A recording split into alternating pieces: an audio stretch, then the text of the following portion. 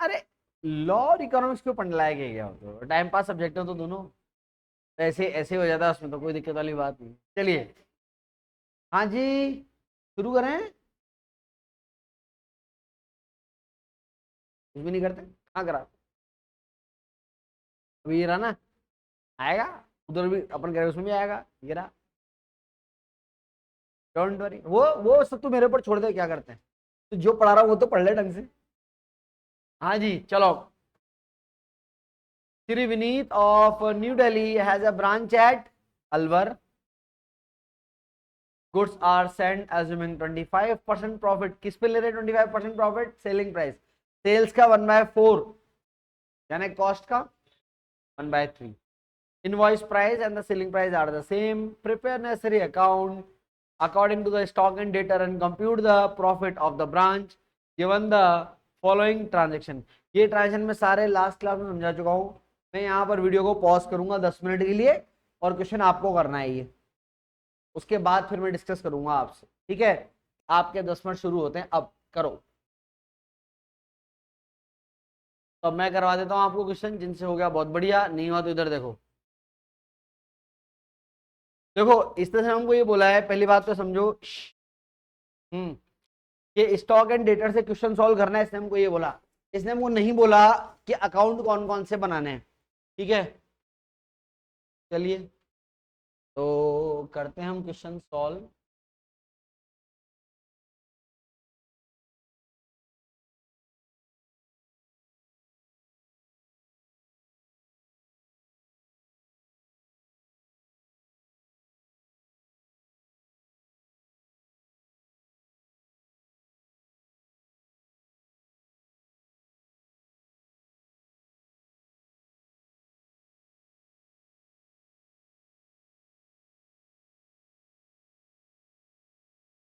मैं इसमें branch cash और ब्रांच एक्सपेंस नहीं बना रहा, उसकी कोई जरूरत नहीं पड़ती है, ठीक है? बाकी ब्रांच स्टॉक, ब्रांच डेटर,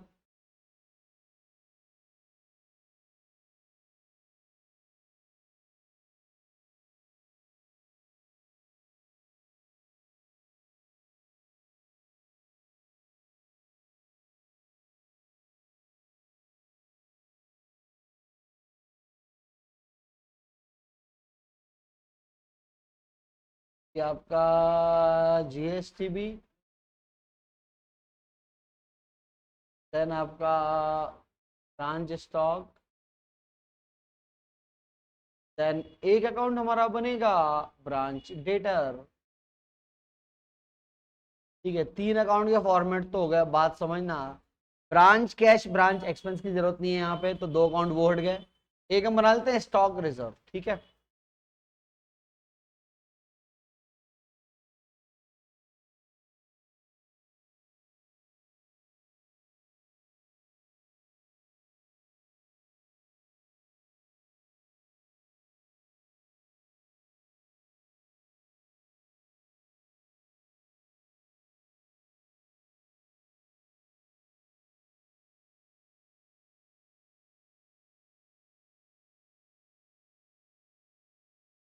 हाँ भैया, के नाम रख के और जीएसटी ब्रांच स्टॉक बना, ठीक है? अब हम लोग, मेरी बात समझना, एक एक ट्रांजेक्शन पढ़ते हैं, रिकॉर्ड करते हैं। सबसे पहले ओपनिंग स्टॉक। देखो, एक कॉस्ट पे था 90,000, कॉस्ट का 1/3, तो इसका अगर आप 1/3 लेंगे तो कितना आ जाएगा? 30,000। 90 + 30 1/20 का है ओपनिंग स्टॉक। तो 1/20 का ओपनिंग स्टॉक, उसके लिए हम लिखेंगे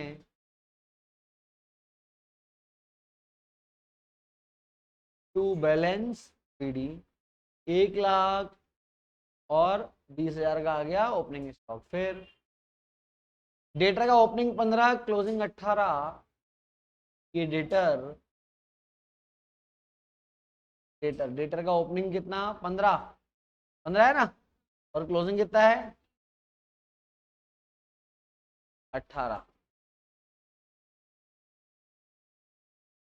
बाय बैलेंस सीडी और टू बैलेंस पीडी। फिर आगे आपका है गुड्स रिसीव फ्रॉम एचओ। ये इनवॉइस पे दे रखा है, तो ऐसा नहीं इनवॉइस पे दे रखा है फिर से कन्वर्ट कर दो। अरे इनवॉइस पे तो ऑलरेडी दे रखा है ना। तो आपको हेड ऑफिस ने माल दिया है 6 लाख का, उसके लिए एंट्री ब्रांच स्टॉक टू जीएसटीबी, ये आपका टू जीएसटीबी कितने का, अमाउंट रुपीज 6 लाख। तो ऊपर क्या आ जाएगा, क्या आ जाएगा, by branch stock amount rupees 6 lakh रुपए।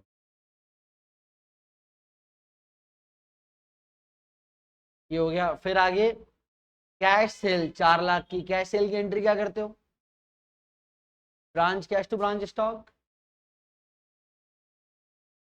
बाय ब्रांच कैश, कितनी है ये, 6 लाख रुपए।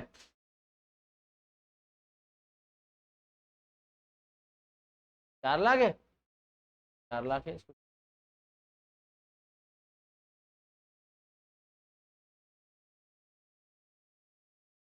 हाँ बेटा, ये आपकी कैश सेल कितनी, 4 लाख। फिर ये लॉस बाय फायर, अभी लॉस बाय फायर कॉस्ट पे 45,000, लेकिन अपने को इनवॉइस पे बनाना है। 45 का 1/3 15,000 रुपए, यानी कि लॉस बाय फायर का आईपी कितने का आएगा। अब हमने उस दिन ये पूरा क्वेश्चन पढ़ लिया था, इंश्योरेंस क्लेम तो मिल नहीं रहा, इसकी एंट्री लिखा रखी है मैंने, आपको पता है, ब्रांच एडजस्टमेंट डेबिट, देन ये आपका एक तो आ जाएगा बाय ब्रांच एडजस्टमेंट कितना, 15,000, ब्रांच एडजस्टमेंट 15,000, और एक आपका आ जाएगा by branch P and L amount rupees 45,000, ठीक है, क्लेम कुछ मिला ही नहीं अपने को। फिर उसके आगे आपका क्लोजिंग स्टॉक दे रखा है। अब ये एक डाउट, इसलिए स्टॉक इनवॉइस प्राइस पे कि कॉस्ट पे, कैसे पता पड़ेगा, ये 57,000, क्योंकि कॉस्ट वाला तो इसने दे रखा है। अब मजे की बात पता है क्या, देखो कॉस्ट वाले को कॉस्ट भी दे रखा है, इनवॉइस प्राइस पे इनवॉइस प्राइस दे रखा है, और एक में नहीं दे रखा, तो हम इसको क्या मान के चले, इनवॉइस मान के चले, चलो इनवॉइस मान लेते हैं, और हम एक नोट भी लिख लेंगे, in the absence of information the closing stock has been consider on invoice price, ठीक है बेटा। तो आपका बाय बैलेंस सीडी, अदरवाइज तो क्या होता है, कई बार वो इनवॉइस देता है और कॉस्ट नहीं देता, कॉस्ट देता है इनवॉइस नहीं देता, तो समझ में आता है कि कौन सी पे। यहाँ पे कुछ भी लिखा हुआ नहीं है, तो हम आईपी मान के चल रहे हैं। Cash receive from debtor, 1.5 lakh रुपए मिला डेटर से, क्या एंट्री करोगे, branch cash to branch debtor, ये आपका बाय ब्रांच कैश कितना, ओ भाई कितना मिला, 1.5 लाख रुपए मिला, 1.5 lakh. Cash paid by debtor direct to HO, सीधा हेड ऑफिस को पैसे दे दिए, कोई दिक्कत नहीं ना, बात समझना। अरे तुम्हारे को देता तो तुम ब्रांच कैश लिखते हो, सीधा हेड ऑफिस को लिख लिया, तो हेड ऑफिस का कैश लिख लो। अमाउंट कितना है, ये हेड ऑफिस को दिया ना, कितना पैसा दिया है इसने, 50,000। फिर branch expense paid by HO, अरे हेड ऑफिस ने खर्चा किया है। अब वैसे तो पता है, अगर आप ब्रांच एक्सपेंस बनाओगे तो वहां लिखोगे branch expense account debit to head office cash, लो मैं बना ही देता हूँ कि तुम्हारे को आता है, तो वैसे कुछ नहीं है, ये लो ये बना के देता हूँ तुमको, एक लाइन का अकाउंट बनेगा, ये ब्रांच एक्सपेंस।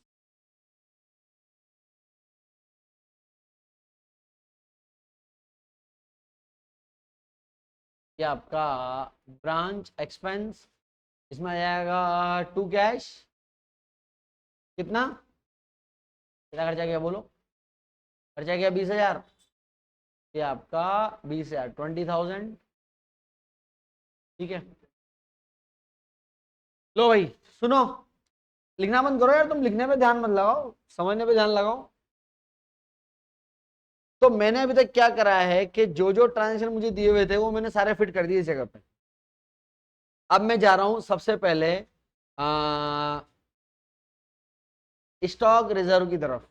तुम्हारा क्वेश्चन किसी का पूरा नहीं हुआ अभी तक, हो गया, मैच कर लिया आंसर अच्छे से, चलो। तो स्टॉक रिजर्व में क्या आता है मैं आपको बता दूं, ओपनिंग बैलेंस के लिए क्या लिखते हैं अपन, बाय बैलेंस बीडी, और क्लोजिंग बैलेंस के लिए क्या लिखोगे, टू बैलेंस सीडी। इसमें अमाउंट कौन सा आता है पता है, बाय बीडी का मतलब तो profit in opening stock, opening stock में आपने कितना प्रॉफिट जोड़ा था? 30 का। और क्लोजिंग में कितना है? क्योंकि 57,000 का इनवॉइस प्राइस हमने माना है और इनवॉइस प्राइस पे कितना 25% है ना, तो 57 का निकालो 25%, कितना आ रहा है? अरे ये अकाउंट कैसे बनता है पता है क्या? धक्का देना है दोनों तरफ। कैसे धक्का दोगे? इसको इधर धक्का और इसको इधर धक्का, और ये धक्का लग के कहाँ जाएगा? सीधा ब्रांच एडजस्टर लिखेंगे।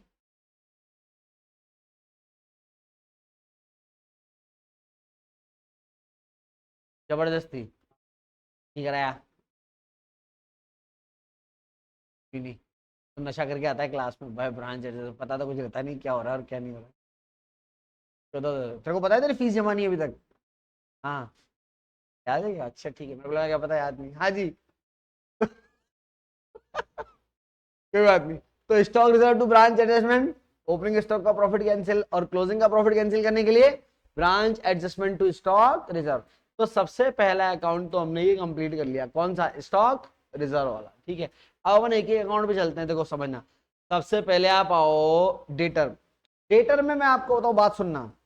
Opening balance, closing balance, cash collection, credit sale, चार आइटम चेक करो, चारों है क्या?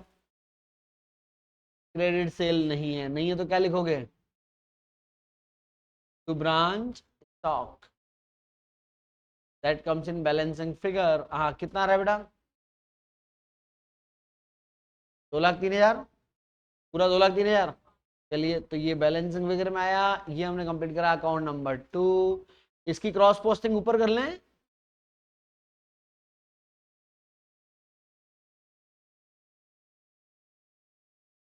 बाय ब्रांच डेटर कितना है बेटा? 2,00,000 और 3,000। ठीक है, अब इसका बैलेंस फिगर बताओ। तो ये अकाउंट नंबर 4 डाल दूं इसमें? ठीक है, अब आप आ जाओ, ये हो गया, ये हो गया, इधर से ये भी हो गया। अकाउंट नंबर 4 क्या डाल रहा हूं मैं उस पर? 1 2 3 आएगा ना? 3 आएगा इस पे, अकाउंट नंबर 3। अब आते हैं हम जीएसटीवी। देखो जीएसटीवी में क्या एंट्री हो तो समझना बात को। रिटर्न कुछ हुआ नहीं, अगर रिटर्न होता तो क्या लिखते आप? अगर रिटर्न आता ना तो जीएसटीवी टू ब्रांच स्टॉक आता, लेकिन रिटर्न है नहीं बेटा। जितना प्रॉफिट इसमें इंक्लूड है उसको कैंसिल करने की एंट्री जीएसटीवी account debit to branch adjustment. और कितना है? 6,00,000 रुपए का है ना? तो इनवॉइस प्राइस भाई, इनवॉइस प्राइस का 25% कितना हो जाएगा? 1,50,000। तो टू ब्रांच एडजस्टमेंट 1,50,000। और जो बैलेंसिंग वेयर है किसमें जाएगा बेटा? ट्रेडिंग में जाएगा। तो टू ट्रेडिंग कितना? 4,50,000। That comes in balancing figure. ये कंप्लीट करा आपने कौन सा अकाउंट? अकाउंट नंबर 4, ये भी हो गया। अब आ जाओ ब्रांच एक्सपेंस। अरे ब्रांच एक्सपेंस का बैलेंस कटे जाएगा, ब्रांच पी एंड एल कितने का? 20,000 का। Account number 5। अब अगर आपको यहां तक का क्वेश्चन आ गया तो लगभग 95% से ऊपर क्वेश्चन खत्म हो गया। तो बोले सर 5% में क्या है? अभी तक आपने बेटा जो एंट्रीज करी हैं उन एंट्रीज की मदद से अभी दो अकाउंट और बनेंगे। क्या क्या नाम है इनके पता है?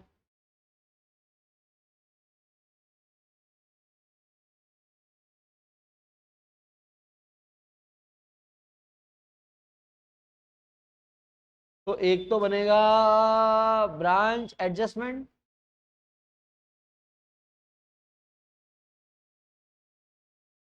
ये आपका ब्रांच एडजस्टमेंट। हाँ अरे भैया इसके लिए क्या लिखे हैं? देखो इसमें कौन कौन सी एंट्री आएगी सुनना। अरे सुन तो लो, ब्रांच स्टॉक में से कोई एंट्री आई नहीं, डेटर में से आई नहीं। एक तो स्टॉक रिजर्व में से थी दो एंट्री, एक तो आएगा बाय स्टॉक रिजर्व और एक क्या आएगा? तो बाय स्टॉक रिजर्व कितना है? ऊपर देख ले अपन, ये रहा स्टॉक रिजर्व, तो इधर आ जाएगा 30,000 और उधर 14,14250। एक जीएसटी में था, ब्रांच स्टॉक में कहाँ है? वो तो लोडिंग वाला ना, हाँ हाँ, वो तो ठीक है। बाकी एक जीएसटी में से कितना, 1.5 लाख था ना। अच्छा, वहां आपने लिखा था बाय ब्रांच एडजस्टमेंट, है ना, ये लिखा था ना, ये रहा। तो टू ब्रांच स्टॉक 15,000,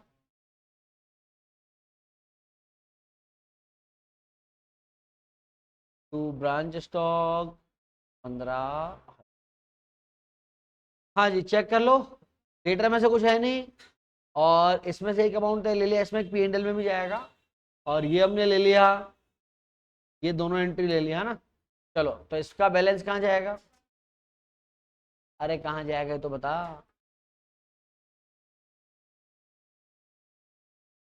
कितना है balancing figure? 1,50,000, 150, 750। Balancing figure account number 6। तो हमने कोई नई एंट्री नहीं करी, जो जो एंट्री थी उसकी पोस्टिंग कर दी, ऐसे एक अकाउंट और बना लो और क्वेश्चन खत्म हो जाएगा।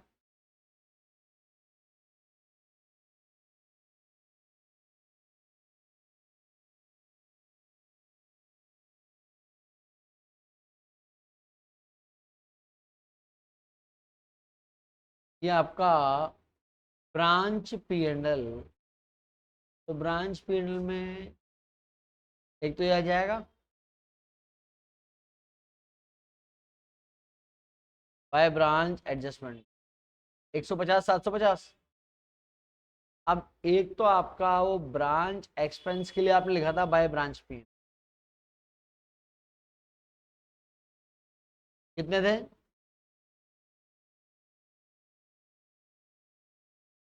ये रहा भैया ब्रांच एक्सपेंस, 20,000। एक तो और एक वो ब्रांच स्टॉक में आपने एंट्री मारी है इसकी, है ना, 45,000 की।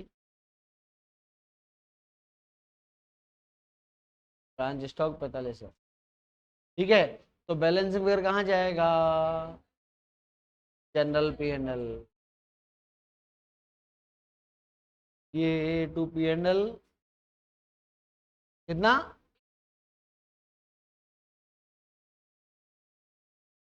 लो भैया, ये हो गया क्वेश्चन आपका खत्म। तो ज्यादा क्वेश्चन नहीं है, 11, 12, 13, 14, 4 क्वेश्चन ढंग से कर जाना, और एक बार घर पे बैठ के आप करोगे, ये वीडियो देखो आराम से घर पे करो। मुझे नहीं लगता कि इसमें ऐसा कुछ है जो आप कर ही नहीं पाओगे। आराम से बैठ के करना, क्योंकि मैंने आपको पहले ही बोला है कि around 8 out of 10 time stock and debtor ही आता है, और उसमें से भी स्टॉक एंड डेटर में इन बेचारों के पास से 5 ही क्वेश्चन है, 6 क्वेश्चन जिसमें से क्वेश्चन दे देते हैं, और कुछ ज्यादा हैवी नहीं इनके पास देने के लिए। हाँ, पढ़ाऊंगा ना, वही तो पढ़ाऊंगा। उस कौन सा लोकेशन, कौन सा लोकेशन? बढ़िया। देखो, सुबह शाम पढ़ने के, अब कल इसमें पढ़ाऊंगा डेटर्स मेथड, 0 से पढ़ लेंगे। हाँ, वैसे पढ़ा, चलो ठीक है। हाँ, सेम।